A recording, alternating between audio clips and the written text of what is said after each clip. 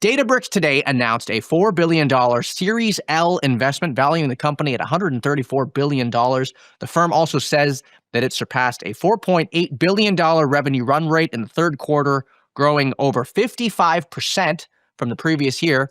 Joining me now to discuss this is our enterprise software reporter, Kevin McLaughlin.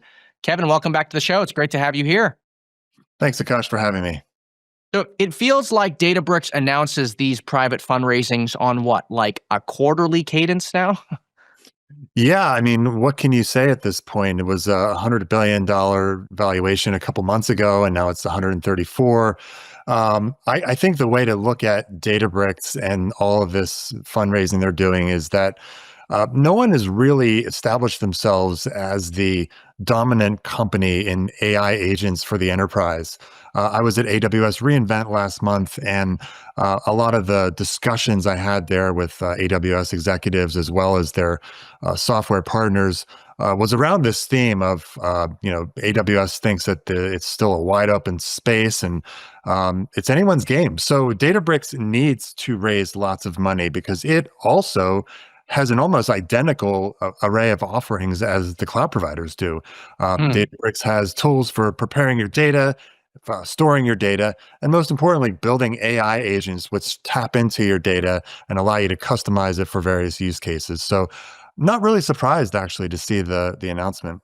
So I'm interested to hear you say that the Databricks is really going head-to-head with the cloud providers, because at least a year ago, or maybe 2 years ago, I mean, the conversation was really Databricks versus Snowflake, right? That was the rivalry that people talked about. And here you have Databricks now that's growing much faster than Snowflake. It's a much bigger company. What happened to that rivalry? Oh, it's still definitely going on. Databricks versus Snowflake. It's the Hatfields and McCoys of the enterprise software market. I think Snowflake has got a sort of slightly different focus. They've all got the same tools, and Snowflake, they both have like data warehouses, and Snowflake has big aspirations in AI as well as its own AI agent building platform. I think the difference is from my perspective at least, is that Databricks has started to separate itself as more of a AI native company than Snowflake has. Snowflake's roots are into the traditional enterprise, and CEO Sridhar Ramaswamy has been trying to steer the company more into AI, and that's a work in progress. Whereas Databricks, I think, has a little bit of a head start in this space, and I think the perception is that if you want to do AI today, you can go to both of them. You can go to either one. But from my perspective, Databricks is a little bit ahead. Right. And last question for you on this topic. What do you think the implications are for Databricks staying private even longer? We saw that SpaceX has finally started to pivot a little bit towards an IPO. Databricks is one that people are watching. And the implications here are what? I'm not inside the head of CEO Ali Ghodsi or the Databricks board. I would venture to say that, maybe there's a belief that things are going to cool down at some point, and maybe it might be advantageous to not be a public company at that point.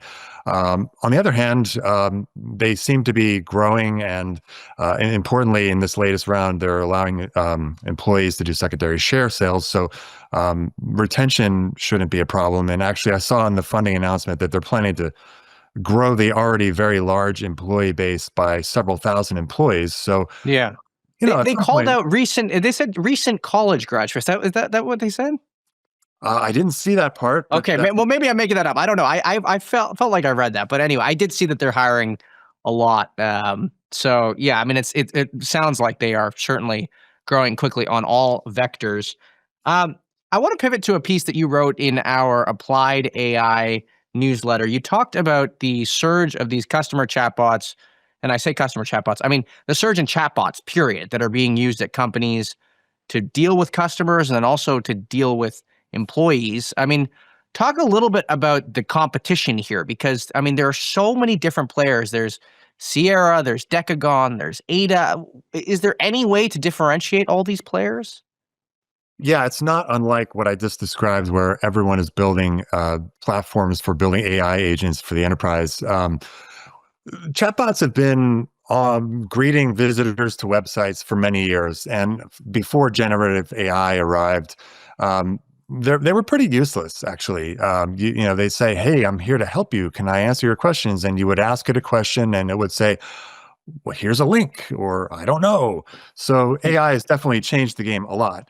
Now, what we noticed a couple weeks ago, we reported that Sierra had built a chatbot for Gap Inc., one of its new customers, and this chatbot was engaging on topics that it shouldn't have, just going way off topic.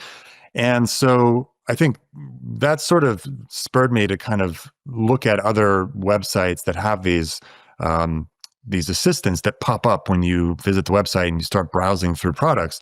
And the newsletter we have going today is about how a couple of these websites clearly haven't locked down the chatbots enough because they were, one of them was talking about, you could say, "Hey, I'm planning a holiday party. Like, what should I do?" And it would actually engage on the topic and give you advice.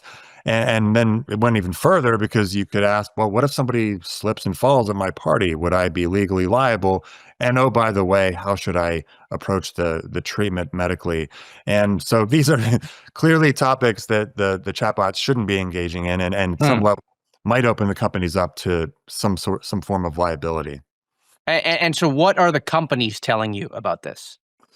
Well, Glean is one example of a chatbot that we're reporting on this morning. They said that they've